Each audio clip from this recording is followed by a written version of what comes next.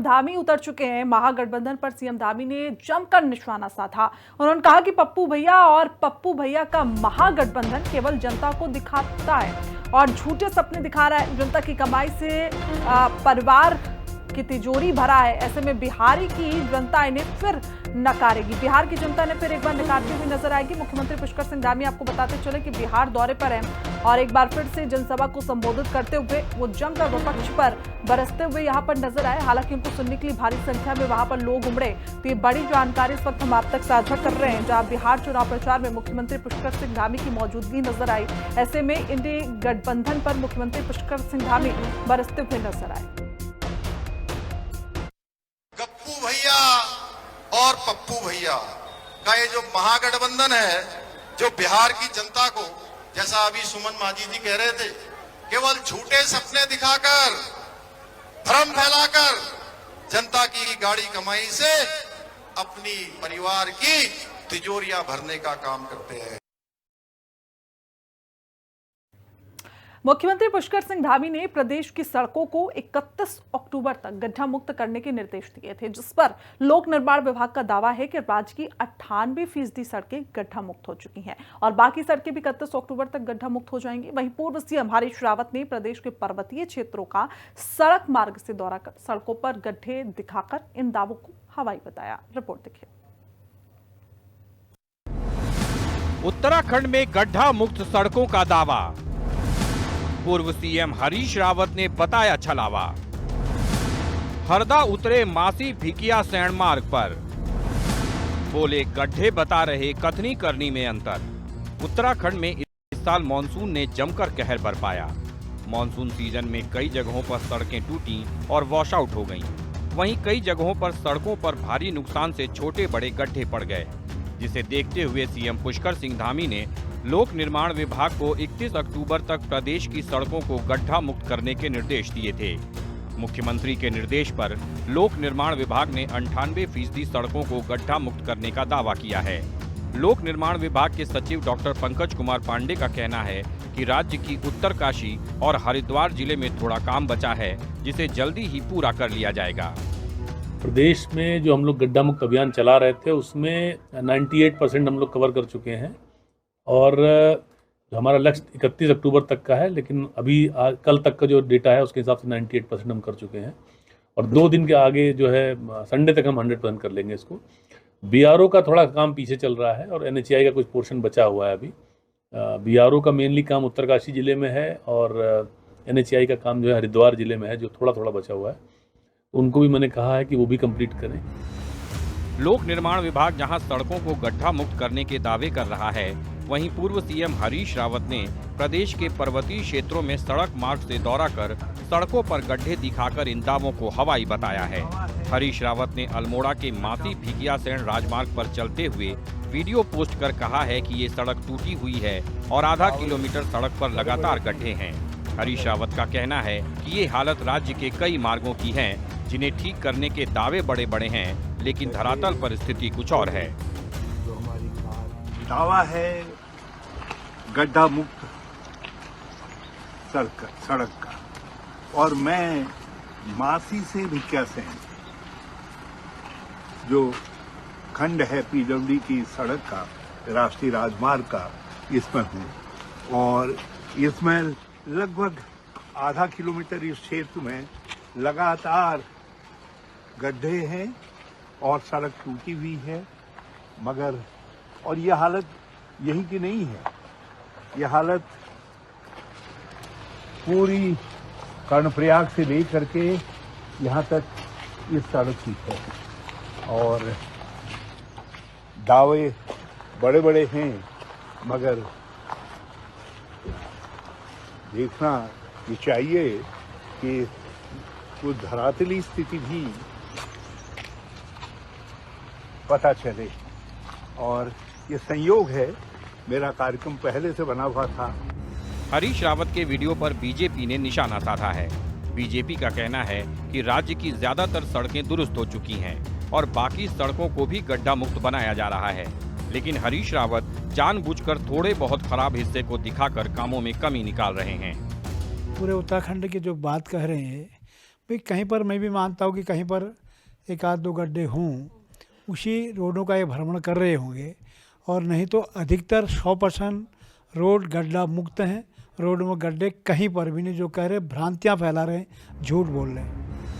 PWD सचिव के मुताबिक केवल उत्तरकाशी और हरिद्वार में खराब सड़कों को ठीक करने का थोड़ा काम बचा है, लेकिन हरीश रावत अल्मोड़ा में मासी भिकियासैंण राजमार्ग की खस्ता हालत की वीडियो पोस्ट कर रहे हैं, जिससे विभाग के दावों पर सवाल खड़ा हो रहा है। देहरादून से संवाददाता दीपिका भंडारी और शुभांगी भट्ट के साथ ब्यूरो रिपोर्ट, हिंदी खबर।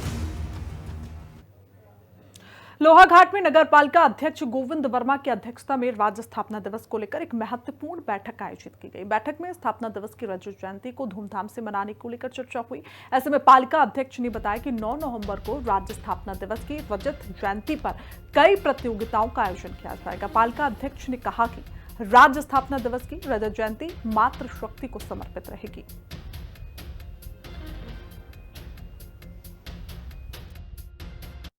विगत कई वर्षों से नगर पालिका लोहाघाट राज्य खेलकूद प्रतियोगिता मातृशक्ति के सम्मान में करते आ रही है, और इस वर्ष उत्तराखंड राज्य को बने हुए 25 वर्ष पूर्ण हो रहे हैं। तो इस उपलक्ष्य पर आज समस्त जितने भी यहाँ स्कूल हैं और जितने भी हमारे लोहाघाट नगर के गणमान्य लोग हैं, और राजस्व विभाग हो गया, चाहे पुलिस विभाग हो गया, सभी विभागों के साथ एक मीटिंग का आयोजन किया गया, और जिसमें निष्कर्ष यह आया कि बृहद रूप से एक ऐसा प्रोग्राम किया जाए जो पूरे प्रदेश में एक संदेश जाए कि यहाँ लोहाघाट नगर में भी राज्य स्थापना दिवस के अवसर पर बड़े धूमधाम से मनाया जा रहा है। इसमें हमारी जितनी भी मातृशक्ति है, इनके सम्मान के लिए विभिन्न खेलकूद प्रतियोगिताएं का आयोजन किया जा रहा है, और इसके साथ ही जो छोटे बच्चे हैं उनकी फैंसी ड्रेस प्रतियोगिता के साथ साथ और बौद्धिक एवं शारीरिक प्रतियोगिता भी विभिन्न स्कूलों के बच्चों की रखी गई है। तो वही खबर रुद्रप्रयाग से है, जहां गुलाब राय मैदान में आयोजित सहकारिता मेले को लेकर जमकर बयानबाजी का दौर जारी है। मेले के दूसरे दिन कांग्रेस पार्टी के प्रदेश प्रवक्ता सूरज नेगी ने राज्य सरकार पर मेले के जरिए भाजपा पर प्रचार प्रसार करने का आरोप लगाया। उन्होंने कहा कि सहकारिता मेले के नाम पर प्रदेश स्तरीय घोटाले को अंजाम दिया जा रहा है।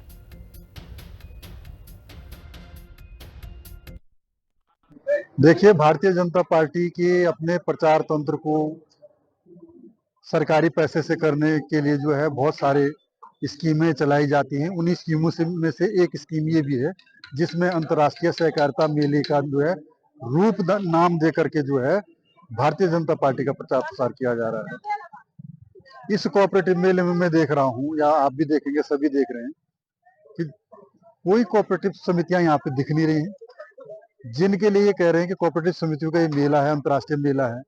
स्थानीय समितियां तो कहीं दिख नहीं रही हैं। उसके अलावा इसमें जो देख रहा हूं मैं, कोई कपड़े वाला दिख रहा है, कोई जो है चरखी वाला दिख रहा है, कोई जो है जुआ खेलने वाले, वो रिंग डालने वाले दिख रहे हैं। अरे इनसे तो बढ़िया मेले हमारे जो पारंपरिक मेले जिले के अंदर बहुत सारे हो रहे हैं, वो बहुत अच्छा रन कर रहे हैं। अब खबर विकासनगर से है, जहां युवा कल्याण एवं प्रांतीय रक्षक दल ने युवा महोत्सव का आयोजन किया। कार्यक्रम में विकासनगर विधायक मुन्ना सिंह चौहान मुख्य अतिथि के रूप में मौजूद रहे। कार्यक्रम में कई स्कूलों के छात्र छात्राओं ने हिस्सा लिया। युवा महोत्सव के तहत कविता लेखन, चित्रकला, भाषण प्रतियोगिता और लोक नृत्य प्रतियोगिता का आयोजन किया गया, जिसमें निर्णायक मंडल ने चयनित प्रतिभागियों को पुरस्कार देकर सम्मानित किया।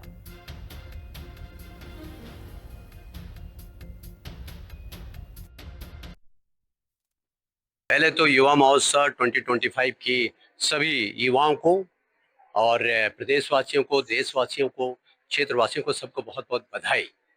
स्वामी विवेकानंद जी की जयंती को इस युवा दिवस के रूप में मनाया जाता है। स्वामी विवेकानंद पूरे दुनिया के लिए एक प्रेरणा है। जिस प्रकार का उनका जीवन दर्शन रहा, जिस प्रकार से उन्होंने असंख्य लोगों को प्रेरित किया, और जिस प्रकार के उन्होंने अपने दिव्य ज्ञान और व्यवहारिक जीवन पहलुओं को उससे इंटीग्रेट करने का काम किया, वो आज के युवाओं के लिए निश्चित रूप से एक पाथवे है। अगस्त्यमुनि थाना क्षेत्र निवासी एक व्यक्ति ने थाने में एक फर्जी अश्लील वीडियो के जरिए उनकी पुत्री को बदनाम करने का आरोप लगाया था। शिकायतकर्ता की तहरीर के आधार पर थाना अगस्त्यमुनि में मुकदमा दर्ज किया गया और इस मामले में पुलिस कार्रवाई के बारे में एसपी रुद्रप्रयाग से जानकारी ले रही है। ऐसे में एसपी ने कहा कि इसमें अब तक 11 लोग शामिल पाए गए हैं। एसपी ने जानकारी देते हुए बताया कि ये वीडियो 2023 में विभिन्न पॉर्न साइट पर अपलोड किया गया था, जिसका संबंध हैदराबाद से है और इस वीडियो का स्थानीय स्तर पर कोई संबंध नहीं है। पुलिस ने इसमें 11 लोगों को चिन्हित किया है, जिसमें से 6 नाबालिग हैं। सभी लोगों के खिलाफ नियमानुसार कार्रवाई की जा रही है।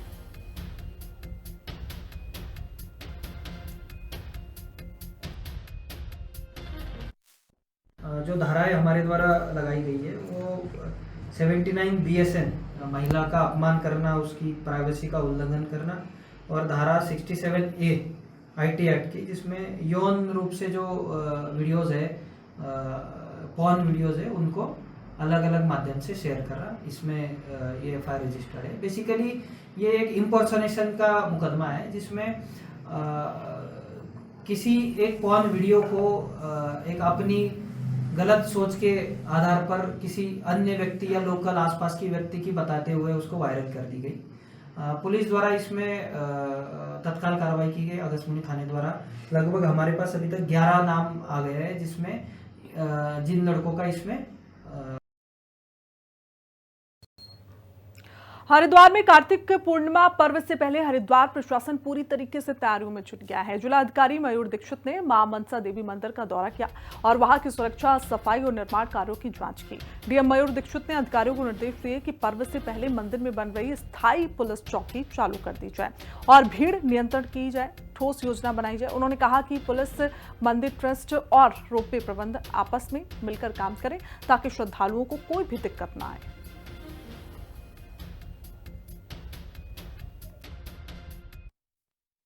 देखिए, अभी कार्तिक पूर्णिमा का बड़ा एक पर्व आने वाला है, जिसमें कि अपेक्षित है कि काफ़ी यहाँ पर भीड़ आएगी, और इसको देखते हुए कल मनसा देवी पैदल मार्ग का, मंदिर का, सभी का निरीक्षण किया गया है। साथ ही वहाँ पर तैनात जो पुलिस बल है उसके साथ भी डिस्कशन किया गया है, और जो मंदिर की जो व्यवस्था देख रहे हैं, सभी वहाँ पे पुजारीगण हैं, जो वहाँ की व्यवस्था देखने वाली जो टीम है उसके साथ भी चर्चा की गई कि कैसे हम सामंजस्य बनाते हुए हर की पौड़ी से लेकर मनसा देवी तक जितने भी हमारे जंक्शंस पड़ते हैं वहाँ पर भीड़ प्रबंधन करें।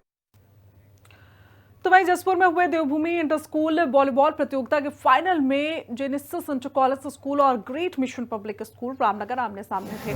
ऐसे में मजबूत मुकाबले में जेनेसिस स्कूल ने 3-0 से जीत हासिल कर लगातार 4 बार चैंपियनशिप जीती। विजेताओं को 5,100 रुपए और उप विजेताओं को 3,100 रुपए का नगद पुरस्कार दिया गया।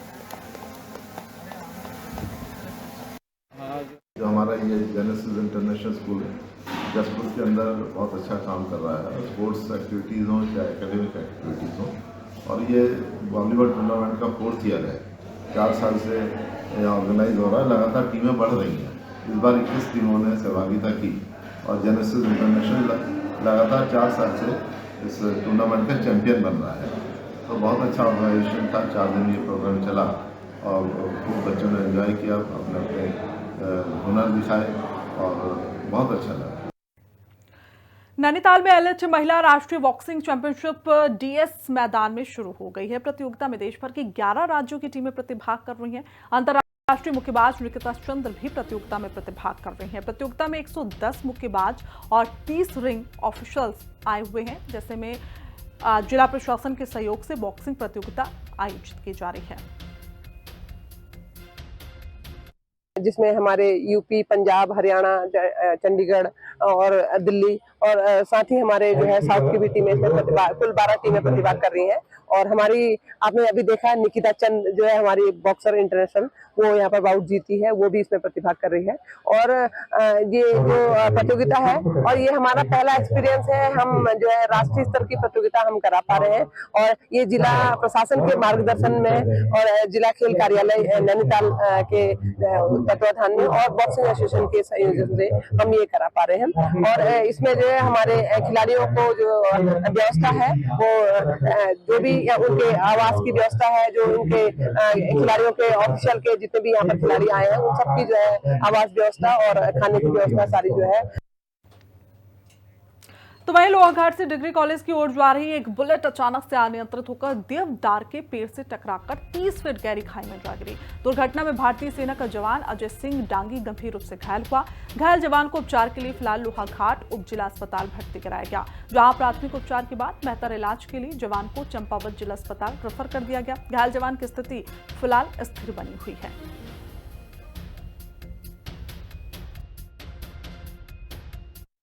मुंह से खून निकल रहा था, ऊपर और नीचे की होंठों में अंदर की तरफ चोट लगी है। बाकी मुंह से अंदर खून निकल रहा है और सर पे हल्की सी चोट है, लेकिन ये जहाँ पे गिरे थे वहाँ बेहोश हो गए, उल्टी भी हुई थी, जिस कारण इनको एनसीसीटी हेड कराने के लिए डिस्ट्रिक्ट हॉस्पिटल रेफर किया गया है। बाकी बाहर से कोई ज़्यादा गंभीर चोटें नहीं है, लेकिन अंदरूनी चोट के लिए एनसीसीटी हेड होने के बाद ही बता सकते हैं। रानीखेत के मनकामेश्वर मंदिर लाइन इलाके में 27 अक्टूबर को 2 मकानों में चोरी हुई थी और पुलिस ने इस मामले में संतोष सिंह रावत को देहरादून से गिरफ्तार किया। पुलिस के अनुसार आरोपी पर देहरादून और कई अन्य राज्यों में लगभग 24 मामले पहले से दर्ज हैं। वो पहले से ही हिस्ट्री शूटर है और उसी इलाके का निवासी भी है। चोरी की चीजों में आभूषण और 15,450 रुपए नकद शामिल थे, जो पुलिस ने बरामद कर दिए।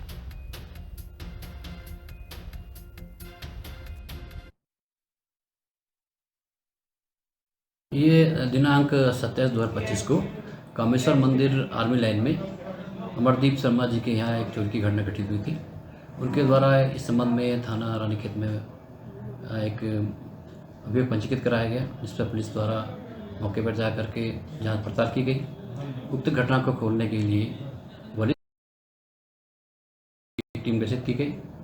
टीम द्वारा लगातार पतारसी, सुरागरसी और पूछताछ व सीसीटीवी कैमरों का अवलोकन करने के उपरांत अथक प्रयासों से एक व्यक्ति, जिसका नाम संतोष रावत है, को गिरफ्तार किया गया।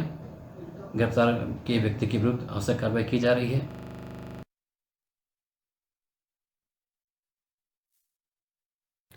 उत्तरकाशी जिले के नवनियुक्त पुलिस अधीक्षक कमलेश उपाध्याय ने एसपी ऑफिस में चार्ज ग्रहण किया। चार्ज लेने के बाद नवनियुक्त पुलिस अधीक्षक ने मीडिया से रूबरू होते हुए उपलब्धियां गिनवाई। उन्होंने कहा कि अपराध पर अंकुश लगाने के साथ ही साइबर अपराध, महिला अपराध, अवैध नशे पर प्रभावी कार्रवाई की जाएगी। साथ ही यातायात व्यवस्था, शीतकालीन यात्रा सत्यापन की भी कार्रवाई पर फोकस होगा।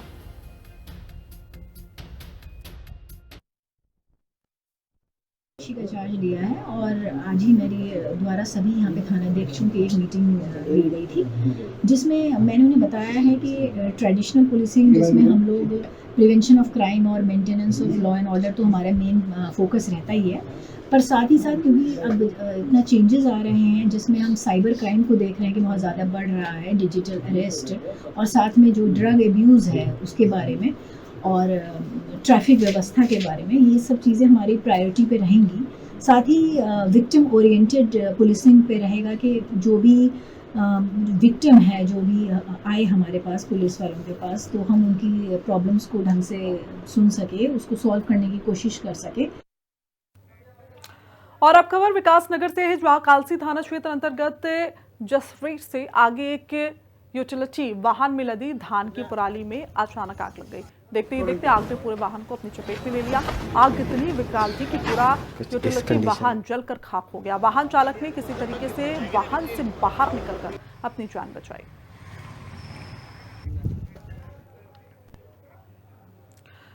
वहीं ऋषिकेश में अजीन्द्र हत्याकांड के बाद ढालवाला में शराब ठेके के विरोध में लोग प्रदर्शन कर रहे हैं। पुलिस ने उन्हें हटाया, लेकिन लोग अभी भी कुंभ मेला पार्किंग में डटे हुए हैं।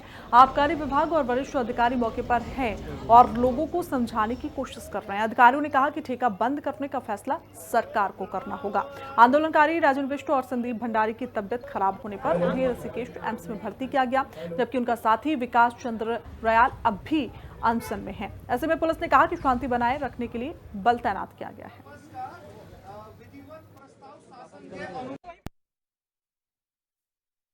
यहाँ पे एजिटेशन वगैरह चल रहा था, वो सारे की रिपोर्ट बना के हमने अपने हेडक्वार्टर को भेज दी गई थी और हेडक्वार्टर ने उसमें, क्योंकि सरकार का इसमें साल का जो है 21 करोड़ का रेवेन्यू निहित है, तो उन्होंने बोला था कि भाई दुकान जो लीगल तरीके से इतने दिन से चल रही है और अनावश्यक इस तरह से कुछ लोग इकट्ठे होकर न्यूसेंस क्रिएट करेंगे, उससे राजस्व की हानि होगी, क्योंकि हमारा जो लाइसेंस है उस लाइसेंस की रक्षा के लिए इसका खुलना बहुत जरूरी है अन्यथा क्षेत्र के अंदर अवैध शराब, अवैध नशा पनपने की संभावना पूरी है। तो इसलिए क्योंकि जो लोग उपभोग करने वाले लोग हैं उनको तो उपभोग के लिए शराब चाहिए, अगर उनको शराब नहीं मिलेगी तो निश्चित तौर पर कोई अवैध नशा वो करेंगे जिससे जनहानि संभावित है। चलिए फौरन लौटूंगी कुछ खबरों के साथ। वक्त एक छोटे से ब्रेक का, देखते रहिए हिंदी खबर। नमस्कार।